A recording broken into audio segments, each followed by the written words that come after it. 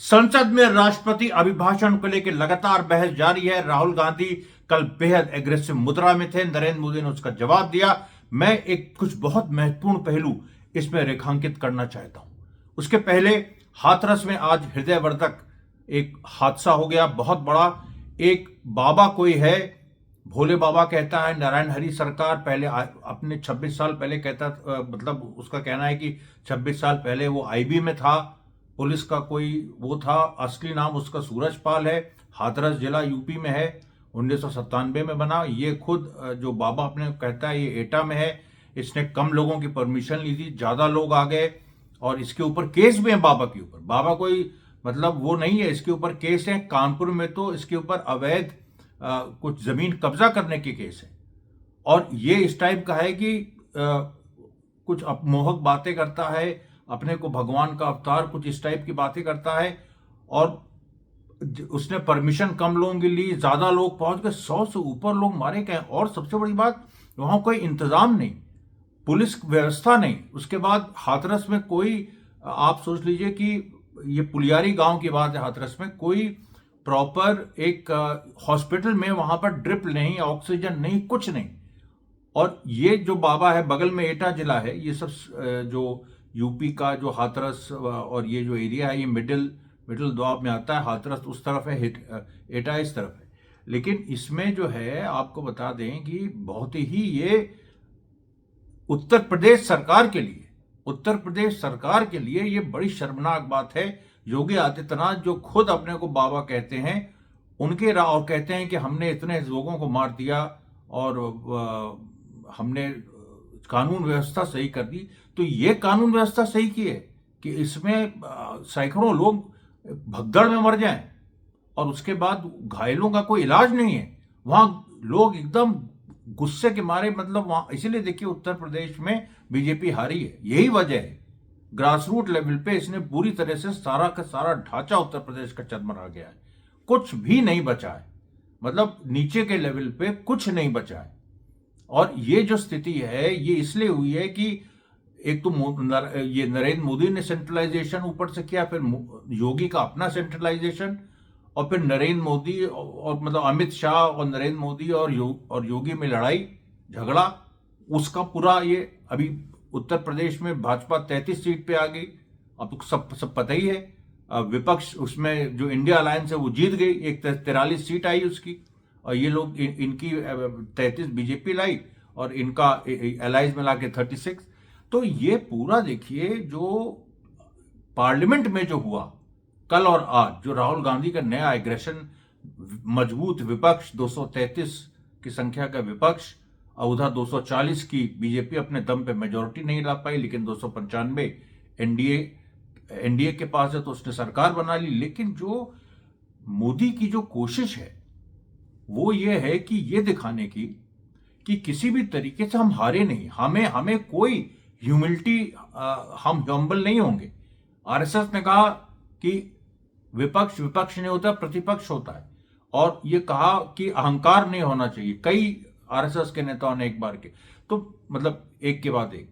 मैंने उस समय भी कहा था कि ये बहुत नेचुरल नहीं है आरएसएस के लिए कि मोदी की आलोचना करें, जरूर इसमें कोई बड़ा खेल है। और अगर आरएसएस नाराज भी है, मान लीजिए जो पूरी स्थिति है उसमें आरएसएस को ये हो सकता है, लगता हो कि बीजेपी में नरेंद्र मोदी ने आरएसएस का कद कम करने की कोशिश की, और जेपी नड्डा ने बयान भी दिया था कि हमको आरएसएस की जरूरत नहीं। फिर भी मोदी सरकार की जो पूरी ये मिलीभगत भी है दोनों की, कि मोदी सरकार तो ऐसे बिहेव कर रही है कि जैसे उसने कुछ खोया ही नहीं है और पहले की तरह ही चल रही है, और कह रहे हैं कि ऐतिहासिक उपलब्धि है। देखिए यही होता है जब फासिज्म, यही होता है कि जब पूरी जो स्थिति है, जब काले को आप सफेद कहने लगी, सफेद को काला आप कहने लगी, साफ है कि तुम इस बार हार गए हो चुनाव, सरकार तुमने भले ही बना ली हो ये कहो, लेकिन तुम कह रहे हो कि नहीं हम तो तीसरी बार, इतिहास में कभी नहीं हुआ। अरे पंडित नेहरू और कहां तुम, और कह रहे हो कि इतिहास में कभी नहीं हुआ तीसरी बार हम सरकार बना ली, और फिर कह रहे हो कि कांग्रेस ने तीसरी बार का वर्स्ट परफॉर्मेंस। ये जनरलाइज बातें, एब्स्ट्रैक्ट बातें हैं। कॉन्क्रीट जो कॉन्टेक्स्ट है कि तुम हिंदू हृदय सम्राट अपने को कहते थे, और उसके बाद तुमने ये माहौल बनाया है कि हम तो 400 सीट जब चाहे ला देंगे, हम तो हम तो खुद कहा कि हम नॉन बायोलॉजिकल हैं, हम नॉन बायोलॉजिकल, ये नरेंद्र मोदी ने खुद कहा। और हमारा सीधे भगवान से संवाद है। और उसके बाद राहुल गांधी ने जो कल स्पीच दी उसमें सब ने कहा कि वो मैच्योर हो गए हैं। उन्होंने जो पूरा हमला किया, चाहे वो अग्निवीर का सवाल हो, चाहे वो नीट का सवाल हो, नीट के सवाल में उन्होंने कहा कि ये एक प्रोफेशनल एग्जाम के बजाय कमर्शियल एंटरप्राइज हो गया है, कि पढ़े लिखे अच्छे मेधावी छात्र के पास भी पैसा नहीं है तो वो नीट में क्वालिफाई नहीं कर सकता, ये हालत हो गई है। और उसके बाद अग्निवीर में उन्होंने कहा ये यूज एंड थ्रो पॉलिसी है सरकार की। और मणिपुर के बारे में भी पूरा मतलब पूरा एक सरकार की चुप्पी है। और जो हिंदू के सवाल पे उन्होंने कहा कि हिंदू असली हिंदू नफरत नहीं सिखाता, जो हिंदू धर्म में नफरत नहीं सिखाता, हिंदू सनातन धर्म नफरत नहीं सिखाता, हिंसा नहीं सिखाता, और बीजेपी वाले नफरत नफरत हिंसा हिंसा। और उस पर इतना भड़क गए लोग कि कल राहुल गांधी नेता प्रतिपक्ष वो क्या हो गए, उनको काटने के लिए प्रधानमंत्री नरेंद्र मोदी खुद खड़े हुए, अमित शाह खुद खड़े हो गए, राजनाथ सिंह खड़े हो गए अग्निवीर के सवाल पे। फिर जब एमएसपी का सवाल राहुल गांधी ने उठाया तो शिवराज सिंह चौहान खड़े हो गए। और उसके बाद और भी कुछ छोटे मोटे, कंगना रनौत भी खड़े हो गई, पता नहीं क्यों, पूरा मजाक बन गया। और उसके बाद आज प्रधानमंत्री ने जिस तरीके से बोला है, उन्होंने किसी मुद्दे को एड्रेस नहीं किया। नीट पे ऐसे ही कह दिया कि हम वो सारी जांच चल रही है, हम सब कर देंगे। लेकिन जो वो तिलमिलाए कि अग्निवीर के सवाल पे उन्होंने कहा कि हम लोगों को गाली दी जाती, ऐसे मैं एक्टिंग कर रहा हूं, हम लोगों को गाली दी जाती है, और मुंह पे ताला लगा के गाली सुनते हुए भी हम डिफेंस के लिए काम कर रहे हैं। जबकि राहुल गांधी ने कहा था ये डिफेंस का प्रोजेक्ट नहीं है अग्निवीर, ये मोदी का ब्रेन चाइल्ड है, और वो सच्चाई है। लेकिन मोदी ऐसे ऐसे ऐसे बोल रहे थे। और उसके बाद कह रहे थे, उन्होंने थ्रेट किया, मतलब थ्रेटन किया, क्योंकि लगातार जब मोदी बोल रहे थे तो विपक्ष मणिपुर मणिपुर नारे लगा रहा था। और कई इस तरह में मजबूत विपक्ष है इस बार, ये उसका राइट है। उसके बाद लेकिन नरेंद्र मोदी ने एक तरह से, जो ओम बिरला स्पीकर हैं, जो उन्हीं की पार्टी के आदमी हैं, एमपी हैं, उनको तक कह दिया कि ये जो आप मतलब आपका हृदय उदार है, लेकिन इस तरह के लोगों, मतलब विपक्ष की तरफ ऐसे लोगों के प्रति उदारता मत दिखाइए। और राहुल गांधी को उन्होंने कहा बालक बुद्धि का है, लेकिन बालक बुद्धि के लोगों के प्रति आप उदारता मत दिखाइए। इन लोगों को भी ये जो संसदीय गरिमा, ये लोग वाले अभी एक नई लाइन ले ली। और यही फैसिज्म के, देखिए यही फैसिज्म के लक्ष्य है। नरेंद्र मोदी जो हैं वो एक फैसिस्ट हैं, और वो फैसिज्म को मानते हैं, अंदर से मानते हैं। तानाशाह, मतलब तानाशाही तो एक डिक्टेटरशिप हो गई, फैसिज्म को जिसमें एक एंटी माइनॉरिटी, एक पूरा एक, या एंटी माइनॉरिटी भी नहीं कहिए उसको, एंटी मुस्लिम ही सीधे सीधे कह दीजिए, पूरी एक मुस्लिम विरोधी मानसिकता, उसको आगे बढ़ाना, उसको आगे जाए। जबकि आज़ादी का हमारी जो बुनियाद है वो हिंदू मुस्लिम जो मिल के लड़े हैं उस पर। चलिए वो सब लोग जानते हैं, लेकिन उसको अभी इस एक नए फॉर्म में देना कि संसद की गरिमा रखने के लिए, ये करने के लिए, वो करने के लिए, अब मतलब इस तरह की विपक्ष की आवाज को दबाया जाएगा, ये संदेश नरेंद्र मोदी ने दे दिया, जो बहुत खतरनाक बात है। इस तरह की जो चीज है, ये देखिए अभी लोग मिस कर रहे हैं। जो बड़े बड़े एनालिस्ट भी हैं, मैं देख रहा था एबीपी न्यूज और न्यूज 24, और इस तरह से जो वो नहीं पकड़ पा रहे हैं, ये नरेंद्र मोदी की एक फैसिस्ट, एक अटैक, एक पूरा उसका पार्लियामेंट्री फैसिज्म की तरफ नरेंद्र मोदी बढ़ रहे हैं। उन्होंने ये बात दिखा दी कि उनके पास कम संख्या है, नंबर्स कम है, विपक्ष मजबूत है। तो ये तो वही स्थिति है हिटलर जैसे, जब उसने डिक्टेटरशिप वो लाया ओपन, जब उसने सारा एक एनेबलिंग एक्ट से उसने सारे सिविल राइट्स, पार्लियामेंट सब हटा दिए, उसमें भी उसकी पोजीशन वीक थी, उसमें उसकी कोई पोजीशन बहुत स्ट्रांग नहीं थी। ऐसे ही उसको जो बीजेपी को 37% वोट मिला है, उसको भी ऐसे ही 40 या 41% वोट मिला था उसको। और वो भी वो इलेक्शन, जो दूसरा इलेक्शन हुआ था उसमें वो जबरदस्ती बहुत हिंसा के साथ आया था। उसके पहले जो इलेक्शन हुआ था उसमें तो केवल 33 या 34% वोट मिला था। और उसने भी यही किया कि उसने विपक्ष को, उसमें कम्युनिस्ट पार्टी सबसे मजबूत थी जर्मनी में, और सोशलिस्ट पार्टी दोनों, तो उनको सप्रेस किया, उनको पूरी तरह से पार्लियामेंट को सप्रेस किया। और उसने इस तरीके से कि ये लोग एनआरकी फैला रहे हैं, ये लोग ये कर रहे हैं। और यही बात मोदी ने आज कही कि अराजकता की तरफ ये चीजें जा रही हैं, क्योंकि लगातार मोदी बोल रहे थे, लगातार विपक्ष नारे लगा रहा था पूरे 2 घंटा। राहुल गांधी कल करीब 100 मिनट बोले, नरेंद्र मोदी 2 घंटा 120 मिनट बोले, उससे भी ज्यादा, और उसमें लगातार नारेबाजी हो रही थी। और उस पर अंतर्गत अपना बहुत अपने को डिटैच्ड और शांत रखने वाले इन्होंने गुस्सा भी दिखाया ऐसे ऐसे करके पूरा, जैसे मैं कह रहा हूं। और उसके बाद इन्होंने पूरा थ्रेट एक तरह से धमकी दी कि ये इस तरह की अराजकता के खिलाफ कार्रवाई होगी, सदन कार्रवाई करेगा। अब ये केवल उसके लिए भी हो सकता है कि भाई अपनी पब्लिक को या जो इनका वोटर बेस है उसको बताने के लिए कि देखो ये विपक्ष अराजक है, ये है। लेकिन मैं बता रहा हूं कि कहीं से भी जो ये बात थी कि लोग ये मुझसे भी पूछा लोगों ने कि अब आगे क्या होगा। तो आगे क्या होगा, आगे अभी लड़ाई और तेज होगी। ये जो बीजेपी की आइडियोलॉजी से लड़ाई है हम लोग की, और जो भी इस तरह की फोर्सेज हैं, सेकुलर भी मैं नहीं कहूँगा, जो सनातनी हिंदू फोर्सेज हैं, जो मुस्लिम भाई हैं, सबकी जो मिलके जो इवन जो भी यहाँ का एक इंडिया का हित चाहता है, जो भी नेशनलिस्ट पेट्रियट है, उसकी लड़ाई जो है वो बीजेपी से है। और वो लंबे समय तक चलेगी, क्योंकि इन्होंने जो काम किए हैं, डिफेंस को कमजोर किया है। चाइना के सवाल पे ये पूरी तरह से, जो चाइना ने जो अतिक्रमण किया उस पर चुप है, आज एक शब्द नहीं बोले मोदी। मणिपुर पे एक शब्द नहीं बोले। तो ये जो देखिए पूरी जो लड़ाई, और जबकि विपक्ष लगातार मणिपुर में नारे लगा रहा था। और हाथरस में मैंने बताया कि आपको किस तरह की घटना घटी है, और उस पर वही पूरी एक मतलब एक ट्रेंड है ये पूरा, कि जितने बाबा एक्सपोज हुए हैं 2014 के बाद, उतने पहले कभी नहीं हुआ। पहले भी होता था ये सब, लेकिन इस तरीके से नहीं होता था। ये पूरी इंडस्ट्री बन गई है फेक बाबाओं की, बदमाश बाबाओं की, अपराधियों के बाबा बनने की। और नरेंद्र मोदी कह रहे हैं, अब नरेंद्र मोदी खुद ही सॉरी योगी आदित्यनाथ के ऊपर खुद ही केसेस थे, उन्होंने अपने ऊपर ही केसेस हटाए। तो इस तरीके का जब मैसेज है तो भाई अपराधी जो बाबा ही बन रहा है।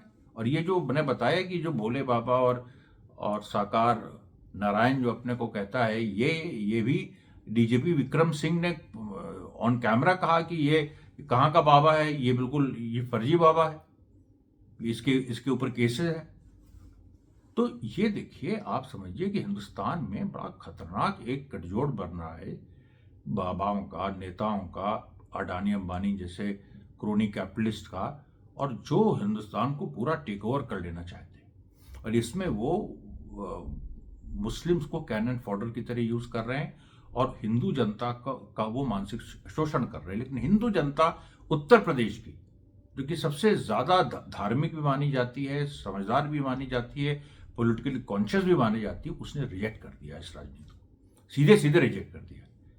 तो इससे और तिलमिला गए। और अब और ये लोग ये नहीं समझ रहे हैं, नरेंद्र मोदी वगैरह, कि उत्तर प्रदेश एक ऐसी आग है कि अगर तुमने उससे खेला तो तुम्हें ही जला देगी। उत्तर प्रदेश उठ खड़ा हुआ है, उत्तर प्रदेश तुम्हें जला के रख देगा। मैं देखिए हमास का सपोर्टर हूं, फिलिस्तीनी रेजिस्टेंस का सपोर्टर हूं, जो आज़ादी की जंग लड़ रही है, जो लड़ी जा रही है फिलिस्तीन में, उसका सपोर्टर हूं, क्योंकि भारत में भी आज़ादी की जंग लड़ी गई थी। और मैं ये जानता हूं कि एक दिन ऐसा आएगा कि जब आप जल्दी ही, कि अभी जो विपक्ष है, ठीक है हम उसको सपोर्ट कर रहे हैं विपक्ष को, लेकिन विपक्ष अभी पूरी तरह से अगर नरेंद्र मोदी फिनोमिना को कंटेन नहीं कर पाया, तो उसके खिलाफ फिर एक बड़ा रेजिस्टेंस मूवमेंट बिल्ड करना होगा। और उस रेजिस्टेंस मूवमेंट में हमें हमास जो है हमारे लिए एक स्ट्रक्चरल, जो उसका स्ट्रक्चर है ऊपर से नीचे तक, जो कमांड स्ट्रक्चर है, जो डिसिप्लिन है, उस तरीके एक ऑर्गेनाइजेशन यहाँ बनाना होगा। और मैं उसके लिए भी आप सब लोगों को बताता रहता हूँ सारी चीज़ें, और भारत की स्थितियों को मैं इजराइल से जोड़ता रहा हूँ, क्योंकि इजराइल का तो सीधे दखल है। इजराइल ने ही नरेंद्र मोदी को एक तरह से बैठाया है सत्ता में, और इस बार तो नेतन्याहू फंसा था, इसलिए नरेंद्र मोदी की यह हालत हो गई। नहीं तो ये लोग जो 350-400 कह रहे थे, वो हो सकता है 100 से ज्यादा अगर नेतन्याहू फ्री होता या ट्रम्प पावर में होता। लेकिन वो तो ऐतिहासिक परिस्थितियां ऐसी है, अब नहीं होगा। अब मैंने एक वीडियो बनाया था कि जिस दुनिया में हमास जीत रही है, उसमें बीजेपी कभी जीत नहीं सकती। वो हिस्ट्री में ऐसा नहीं होता है। अगर एक एक जगह एक ट्रेंड बढ़ रहा है तो दूसरी जगह भी दूसरा ट्रेंड बढ़ेगा। जैसे 1970s में सोसाइटी में टर्बुलेंस था, तो अमिताभ बच्चन पैदा हुए angry young man. Amitabh Bachchan नहीं होते तो कोई और होता, वो तो होना ही था। तो उसी तरीके से जिस जिस जिस जिन परिस्थितियों ने हमास को पैदा किया, वो एक अलग परिस्थितियां हैं, भारत की अलग परिस्थिति है, लेकिन उसमें समानता भी है कि हमास एक रेजिस्टेंस की फोर्स है जो इजरायली फैसिज्म से लड़ रही है, नियो नाजी साइनिस्ट फैसिज्म से लड़ रही है, और जो भारत के अंदर भी हम एक जो खास इंडियन फैसिज्म है अपने अलग तरह का, ये बड़ा इंडिजिनस है वो, मैं उसको यूरोपियन फैसिज्म या इवन इजराइल से उसकी दोस्ती है लेकिन उससे जोड़ नहीं रहा हूँ, अलग तरह का जो फैसिज्म है जिसका अलग फैसेट्स हैं, उससे लड़ने का भी तरीका अलग है, उसको मैं चिन्हित कर रहा हूँ। लेकिन उस लड़ने के तरीके में 1857 का भी रास्ता एक है, और जो कि ऑप्शन हमेशा हमें अपने पास रखना चाहिए, जो अभी विपक्ष उस तरह से खुल के नहीं बोल रहा है, लेकिन अंतोगत्वा उसको भी उसी पे आना पड़ेगा। तो इसलिए देखिए ये बड़ा इंपॉर्टेंट था, क्योंकि आज के दिन नरेंद्र मोदी ने पार्लियामेंट में सीधे सीधे कहा है कि हम पार्लियामेंट में अराजकता बर्दाश्त नहीं करेंगे। अराजकता मतलब विरोध, लोकतंत्र को दबाएंगे हम, ये कहा। और उसमें और उसी दिशा में ये लोग आगे बढ़ेंगे। इसलिए ये मत सोचिए कि आने वाले दिनों में कोई मतलब विपक्ष जो मजबूत हो, बहुत अच्छी बात है, और मजबूत हो। ये सरकार देखिए, अभी 3 जगह चुनाव है, महाराष्ट्र, हरियाणा और झारखंड, और वहां भी बीजेपी के हारने की पूरी स्थिति है।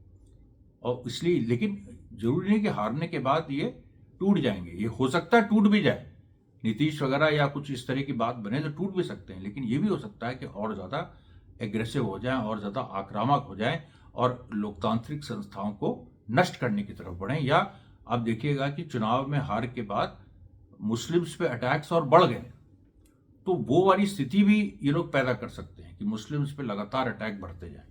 तो देखिए ये बड़ा सेंसिटिव एक पूरी स्थिति है भारत की, और इसको देखते हुए हम लोगों को हर चीज़ एनालाइज करनी चाहिए। और आने वाले दिनों में हम देखिए कोशिश करेंगे कि इंडिया की परिस्थितियों पे, आपको मैं बार बार कहता हूँ लेकिन वो हो नहीं पाता, क्योंकि अभी ट्रैवलिंग हमारी काफ़ी हद तक जारी है, लेकिन वो स्थिरता जैसी आएगी, देखिए जुलाई के बाद या उस तरह की, तो उसमें हम लोग आपको, मतलब हम आपको, अमरीश मिश्रा स्पीक्स, आपको इंडिया की भी परिस्थितियों के बारे में बताता रहेगा। और मैं आपसे अपील करता हूं कि आप लोग भी इस चीज को थोड़ा सीरियसली लीजिए, जो भारत में हो रहा है, और जो मैं कह रहा हूं भारत में जो हो रहा है, जो बहुत सारी जगह और भी आप चैनल्स हैं वहां से आपको इन्फॉर्मेशन मिलती है, बहुत अच्छी बात है, वो मिलनी चाहिए, लेकिन हम एक अलग पर्सपेक्टिव आपको देते हैं। हम एक रेवोल्यूशनरी पर्सपेक्टिव से अभी की इंडिया की जो सिचुएशन है उसको स्टडी कर रहे हैं। तो इसलिए ये आप ध्यान में रखिए, और ये आप समझ लीजिए कि भारत में फैसिज्म का खतरा टला नहीं है, बल्कि और ज़्यादा मजबूत हुआ है, और मतलब और ज़्यादा उसका उसका खतरा की फॉर्मल डेमोक्रेसी भी खत्म कर दी जाएगी, और बढ़ा है।